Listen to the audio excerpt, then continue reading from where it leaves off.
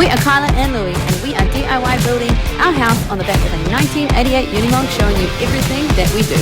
What could go wrong, right? Not fresh. The goal is simple: build our dream house doing as much of it ourselves as we can, meet some awesome people on the way, and have a lifetime full of adventures. So join us for it. It's going to be out the gate. Kia ora and welcome back to Out the Gate. Episode 19, we are getting down and dirty under the truck talking about water tank setup, installing the diesel heater, and here's a sneak peek of our functioning roof rack. Yay! So stick around for the full tour. Right, let's go have a quick look under the truck.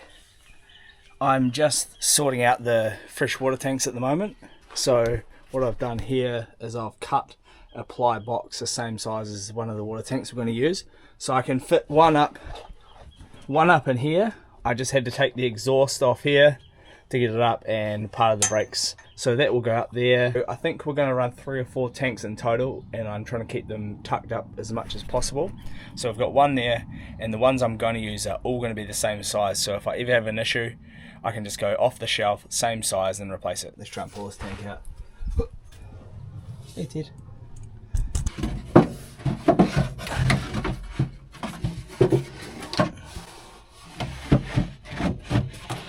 That's it out. Just taking the mud guard off the back just to give us a bit of access. So I'm going to feed this in through here, and basically this space in here is what determined the height of the tank that we can fit in. But fortunately I can fit one stacked on top of the other one, and then we'll just feed them together. It actually fits up there really nicely. Slide it in there. Slide it around, it goes there, lift up there, and another one will fit underneath it, so we have 2 of those. And now I've just got to find a spot underneath for the waste tank. We're going to run a bit of a smaller waste tank, so maybe the size of one of these, and we'll just have it monitored.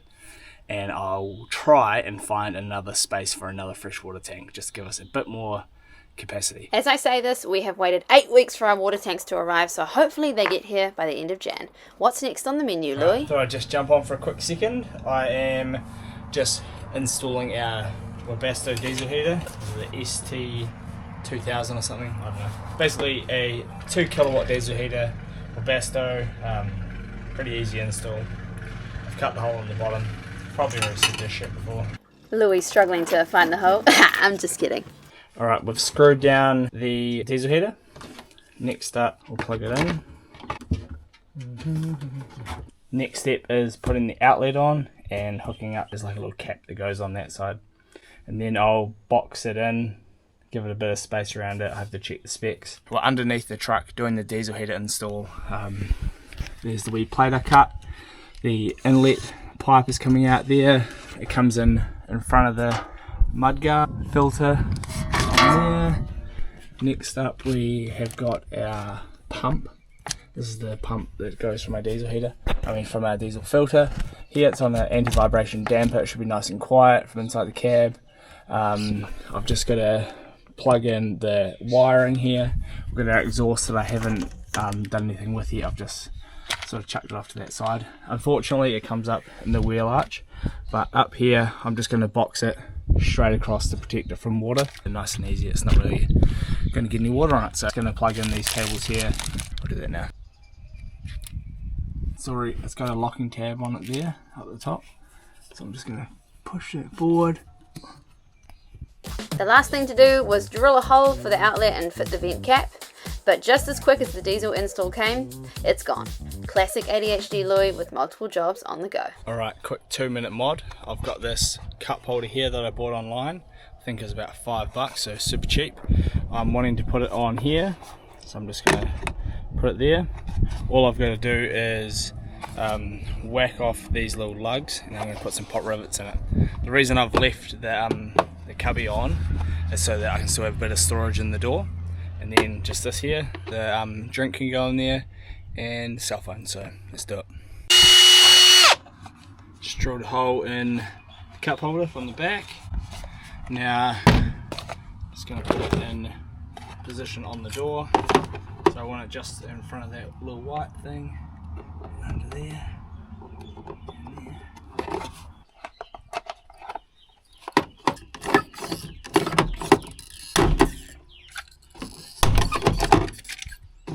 go. Cup holder in. Happy days. From the top. Nice and easy, store your drink down there. Phone in there. Out of the way, which is nice. Okay, finally we can show you our functioning roof rack. Now we all remember what Louis thought of the last one. I'm just about to rip the roof rack off. Had a few problems with it. Roof rack's off. If you can't say something nice, don't say nothing at all. Yep. Back to square one. I can just tell Louis is so excited to show you the updated version. Check out episode 16 for that full video. Let's get to it. Just working on the roof rack at the moment, installing some gas struts onto it so that it can lever up and then stay there, and it'll also assist us when we're lifting as well, so it's not so awkward when we're lifting. So what I've done here, I've tapped a thread into the side of the box section, and I bought these little ball things which attach a gas strut to. So I've tapped the same thread as this here in the edge of the roof rack. Now I'm just going to put a nut on it as well. So this here goes into the thread on the edge of the rack, and then the nut, but then I'll weld the nut onto the edge of the rack so it's a bit stronger, because the wall of the rack's only I think 2mm, so just give it a bit more grunt.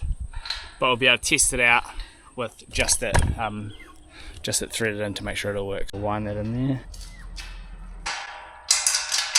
That'll do for now.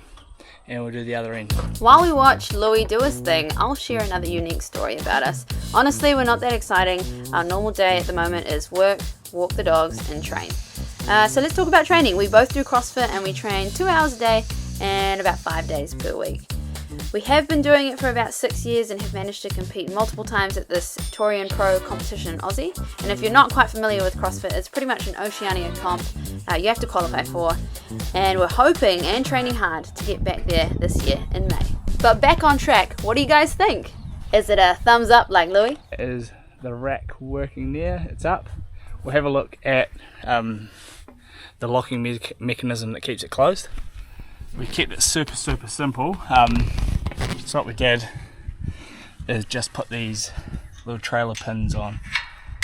So they just go down, the rack goes over it, and then you lock it. It pushes like that, so it can't come undone. Got to mention, well, there's a Lassola behind us, and our new Starlink flat bracket that I just glued on yesterday. Just waiting for the glue to go off so I can put the Starlink up there, and then I'll take this little cover off. It's just Perspex under that, so it's the Starlink mini there.